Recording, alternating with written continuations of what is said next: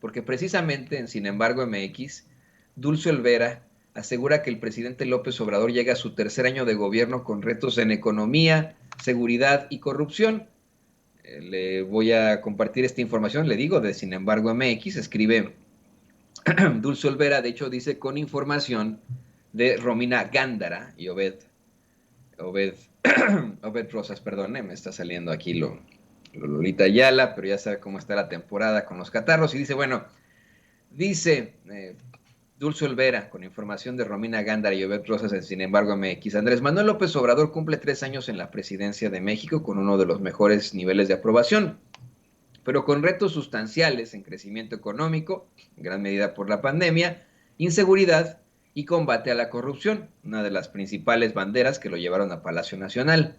Sin querer excusarme con la pandemia, lo cierto es que la COVID-19 afectó la economía de todos los países del mundo, escribió López Obrador en su libro A la mitad del camino, de Editorial Planeta, en relación al primer desafío.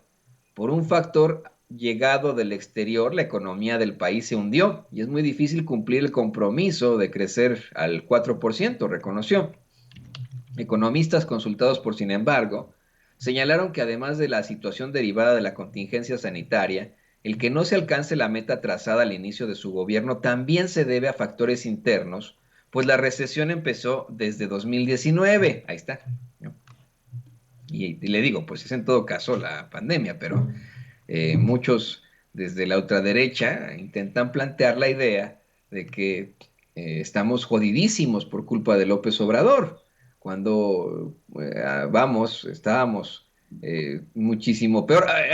En unos momentos más, perdón, le voy a compartir un análisis que hace Sputnik sobre precisamente no Sputnik, es la otra agencia de noticias, sobre precisamente cómo es que el peso se ha mantenido muy sólido desde hace muchísimos años, apenas ahora, y es una realidad que usted lo ha visto, que usted lo ha sufrido, cuando estábamos pagando en algún momento de nuestra historia con Salinas de Gortari 3,000 pesos de los viejos pesos o de los nuevos pesos, como le llamaban, por cada dólar.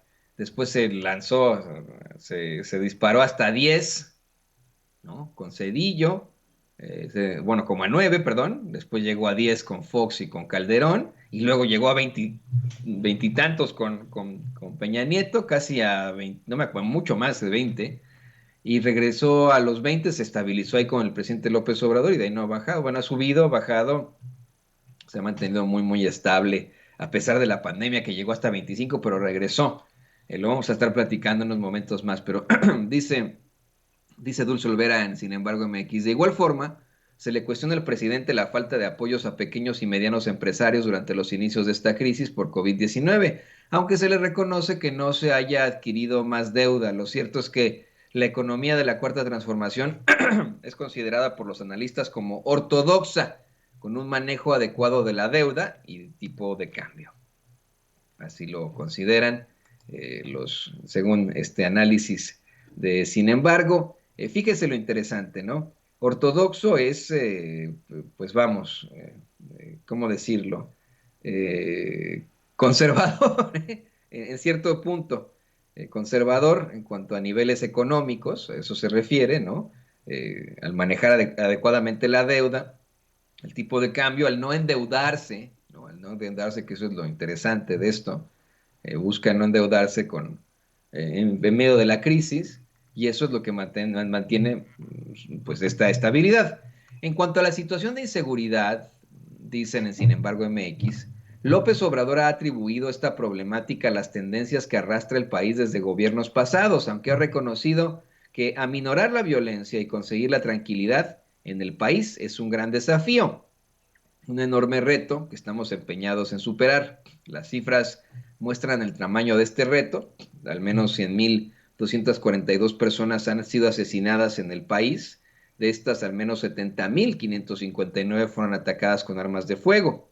A eso se suma la descomposición que se ha agudizado en algunas entidades como Guanajuato, Michoacán, Zacatecas y Tamaulipas, a causa de la disputa que mantienen las organizaciones criminales. Aquí me gusta a mí siempre hacer la aclaración que esto ha venido en detrimento desde que Felipe Calderón abrió las puertas del infierno para todos los mexicanos con su supuesta guerra contra el narcotráfico. Eso no me queda a mí ninguna duda. No estoy justificando a López Obrador. Él mismo lo ha dicho. Su cuarta transformación no tendrá buen fin o no se habrá conseguido si no se enfrenta correctamente a la inseguridad. La verdad es que, en mi opinión, es una situación generacional que no va a tomar 6 años, va a tomar un par de décadas al menos para sacar adelante al país, para que, vamos, esos jóvenes que se enfrentaron a lo peor en su momento puedan tener otro tipo de vidas generacionalmente, puedan ser reconocidos y no se enrolen, no se metan, no sean reclutados por el crimen organizado. Así de sencillo, pero bueno, además, eh, esa descomposición de la que se habla aquí sin embargo, en Guanajuato, Michoacán, Zacatecas y Tamaulipas, pues vaya que estados, ¿no? Guanajuato, aún gobernado por el PAN, Michoacán, que es un nuevo gobierno, pero que deja un fracaso absoluto, Silvano Aureoles, el fracasado absoluto, en un fracaso de gobierno, que hoy está siendo investigado por una serie de irregularidades en su gestión. Zacatecas, que también es un nuevo gobierno, que me parece estuvo controlado por el Partido Revolucionario Institucional previamente, y Tamaulipas, cuya cabeza, imagínese usted, es cabeza de vaca. Es el gobernador panista Francisco García Cabeza de Vaca, quien está acusado de una serie de delitos, que no pudo ser desaforado porque fue protegido por el Congreso en ese entonces panista que tiene, y blindado absolutamente, Cabeza de Vaca, ¿no? Un estado panista. Eso hay que ponerlo desde el principio.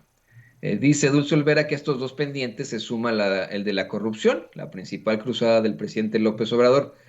Uno de los aspectos que se le ha criticado es que a 3 años no ha consolidado las herramientas y organismos para su combate efectivo, a la par que arrastra el descrédito de la Fiscalía General de la República, un organismo autónomo, frente a los grandes casos de corrupción cometidos en gobiernos pasados. Pese a esto, López Obrador llega de cara a su tercer año con niveles de aprobación mayores a los de sus antecesores.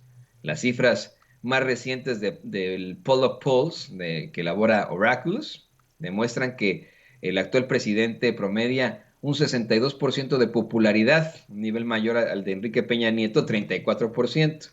Felipe Calderón Hinojosa, que tuvo 61%, Vicente Fox Quesada, que tuvo 56%, y Ernesto Zedillo Ponce de León, que tuvo 58%.